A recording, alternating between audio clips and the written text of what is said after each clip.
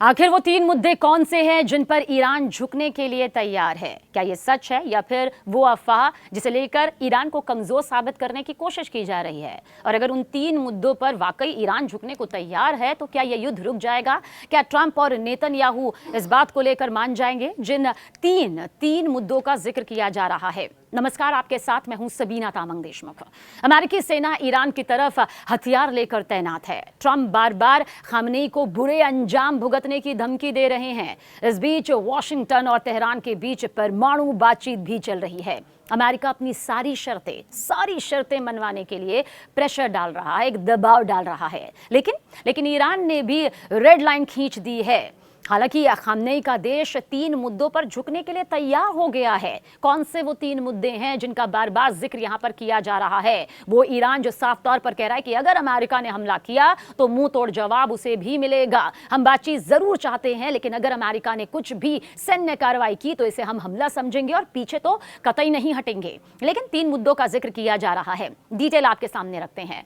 Report सामने आई है। Report के मुताबिक ईरान ने अपने उस न्यूक्लियर पावर बनने के ख्वाब को दांव पर लगा दिया है, जिसे वो अब तक अपनी संप्रभुता का सबसे बड़ा प्रतीक मानता था और सबसे लिए जरूरी मानता था। आगे जाने आखिर वो क्या मुद्दे हैं। ईरान के एक वरिष्ठ अधिकारी ने खुलासा किया है कि वो अमेरिका के साथ अंतरिम समझौता करने के लिए तैयार है। इसके लिए उन्होंने तीन प्रमुख प्रस्ताव बातचीत की मेज पर रखे हैं। ईरान अब तक अपने एनरिच्ड यूरेनियम को देश से बाहर भेजने के खिलाफ था, लेकिन अब वो अपने भंडार का एक हिस्सा निर्यात करने पर विचार कर रहा है ताकि अमेरिका के साथ समझौते पर पहुंचा जा सके।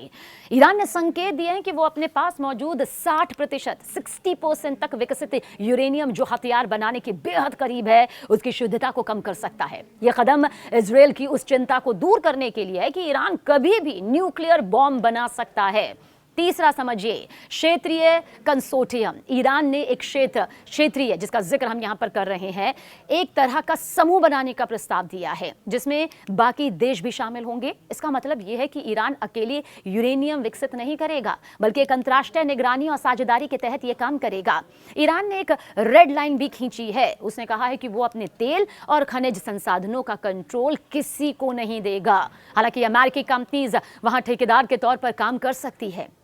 ट्रंप और नेतन्याहू का अड़ियल रवैया सबके सामने है। राष्ट्रपति ट्रंप ने साफ कर दिया है कि वो लिमिटेड मिलिट्री स्ट्राइक्स यानी कि सीमित सैन्य हमलों पर विचार कर रहे हैं। वो ईरान के परमाणु कार्यक्रम को पूरी तरह खत्म करना चाहते हैं, ना कि सिर्फ उस पर पाबंदी लगाना चाहते हैं। उधर इजरायल के प्रधानमंत्री नेतन्याहू को ईरान के किसी भी वायदे पर भरोसा नहीं है। उनका मानना है कि ईरान सिर्फ वक्त खरीदने के लिए ये रियायतें दे रहा है। इतना तय है कि ईरान और अमेरिका के बीच जो युद्ध की ये खाई नजर आ रही है, वो धीरे धीरे इतने पास आ चुकी है कि अब सैन्य ताकत पर सबकी नजरें टिकी हुई हैं। अमेरिका पूरी तरह से ये साफ कर चुका है कि उसे परमाणु कार्यक्रम का खात्मा चाहिए। वो ईरान के परमाणु कार्यक्रम को किसी भी कीमत पर नहीं सह सकता है। वो सिर्फ उस पर पाबंदी लगाना नहीं चाहता है। उसका कहना यह है कि पाबंदी से काम नहीं होगा। ईरान के परमाणु कार्यक्रम का खात्मा यहाँ पर होना ही होगा। लेकिन ईरान इस पर तय नहीं है। वो किसी तरह से इसका खात्मा नहीं चाहता है। हाँ, पाबंदी के तौर पर वो जरूर कुछ चीज़ों को मानने के लिए तैयार है।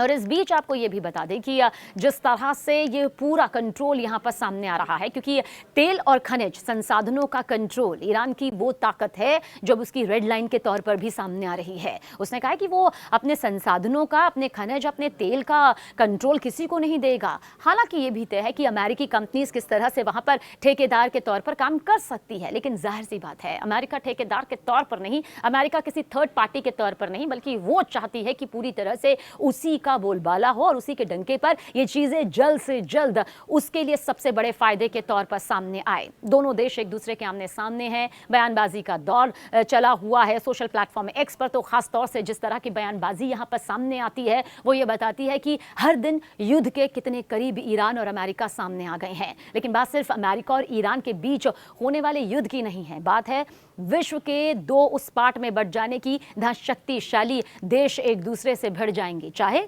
वो सीधे तौर पर हो या फिर पीछे के किसी रास्ते से ही क्यों ना हो।